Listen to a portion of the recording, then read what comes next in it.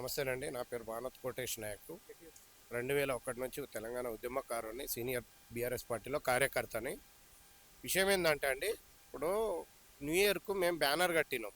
Banner కడితే మా double bedroom KCR గారు ఇచ్చిన దాంట్లో బ్యానర్లు చింపడం ఏందండి? బ్యానరు పటాన్చెరు కాన్స్టిట్యూన్సీలో మా హరీష్ అన్న గారి బ్యానర్ చింపడం, ఆదర్శ్ రెడ్డి గారి బ్యానర్ చింపడం, ఇది ఎంత అండి? ఇది ఏంటి అంత చిల్లరగా పనులు ఎందుకు వివరిస్తున్నారని చెప్పేసి నేను డిమాండ్ చేస్తున్నా. ఎవరైతే చింపిర్రో ఒక్క అబ్బాయి పుట్టిన వాళ్ళు అయితే చెయ్యరు, చించరు అని చెప్పేసి నేను డిమాండ్ చేస్తున్నా. ఇది ఎవరైతే ఉన్నారో వాళ్ళు క్షమాపణ చెప్పాలి. లేదంటే బిడ్డ మీరు ఇలాంటివి చెప్తే మీరు నెక్స్ట్ టైం ఏదైతే పెడతారో దీనికి రెట్టింపు చూపించాల్సిందిగా ఉంటుందని చెప్పేసి కూడా నేను తెలియజేస్తున్నా. అసెంబ్లీ నడుస్తూ ఉంది. అసెంబ్లీలో నీళ్ళ విషయంలో ఏదో అన్యాయం జరుగుతుంది మనకు. ఆ విషయాల్లో అన్ని విషయాల మీద డిస్కషన్ చేద్దామంటే మా హరీష్ రావు గారు మా ఎమ్మెల్యేలు మాట్లాడితే మైక్ కట్ చేయడం, మైక్ కట్ చేసినప్పుడు అక్కడ అసెంబ్లీలో ఉంటే ఏంది లేకుంటే ఏందండి? మా వాయిసే తీసుకోవట్లేరు మీరు. ఒక స్పీకరు అందరినీ అందరు ఆల్ ఎమ్మెల్యేలని కలుపుకొని పోవాలి, అందరి మాట వినాలి, అందరి వాదన వినాలి. విన్నాక ముఖ్యమంత్రి గారి దృష్టికి తీసుకెళ్ళాలి. నువ్వు ముఖ్యమంత్రి ఏది చెప్తే అదే వారి అడుగుజాడలోనే నడుస్తున్నారు, వారు ఏది చెప్తే అదే చేస్తున్నారు మీరు.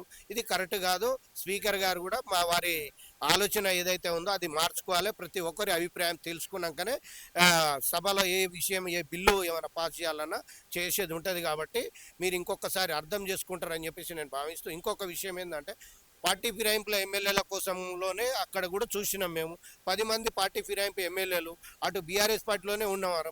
మరి బీఆర్ఎస్ పార్టీలో ఉంటే మా బీఆర్ఎస్ పార్టీ ఎమ్మెల్యేలు కూర్చున్న సీట్లలో కూర్చోవాలి కదా, ప్రతిపక్షంలో ఆపోజిట్ కూర్చుంటారు, ఆడ కూర్చోవాలి కదా. ఆడ కాకుండా మీ సైడ్ ఎందుకు కూర్చోబెట్టుకుంటారు వాళ్ళని? ముఖ్యమంత్రి గారే చెప్పారు కదా, ఒక పార్టీలో గెలిచి ఒక గుర్తు మీద గెలిచి రాజీనామా చేయకుండా ఇంకో పార్టీలో జాయిన్ అయితే రాళ్లతో కొట్టి చంపమని. ఇప్పుడు మీ ముఖ్యమంత్రి గారిని చంపమంటారా? చెప్పండి మీరే. రాళ్లతోని మీరు చెప్పినా చెప్పకపోయినా రాబోయే రోజుల్లో మిమ్మల్ని అందరినీ కాంగ్రెస్ పార్టీలో ఉన్న ముఖ్యమంత్రినే కాదు, కాంగ్రెస్ పార్టీలో ఉన్న సన్నాసులు అందరికీ ఉరికిచ్చి రాళ్లతో కొట్టి బొంద పెట్టడం పక్కా అని చెప్పేసి యావత్ తెలంగాణ ప్రజలు మొత్తం చూస్తున్నారు. ఇంకొకటి, మా డబుల్ బెడ్రూమ్లో మీరు బ్యానర్ చింపితేందండి? ఇంట్లో కేసీఆర్ గారు కట్టించారు. అక్కడ మీరు బ్యానర్ చింపినా చింపకపోయినా కట్టినా కట్టకపోయినా ఆడ కేసీఆర్ గారి పేరే ఉంటుంది. కేసీఆర్ గారి కోసమే పనిచేస్తున్నాం అనేది కూడా మీకు అందరికీ తెలుసు. ప్రజలకు ఎవరైతే బ్యానర్ చింపాలని ఆలోచనతోని చింపుతున్నారో ఇదే నా ఫస్ట్ అండ్ లాస్ట్ వార్నింగ్ అని చెప్పేసి కూడా నేను తెలియజేస్తున్నా.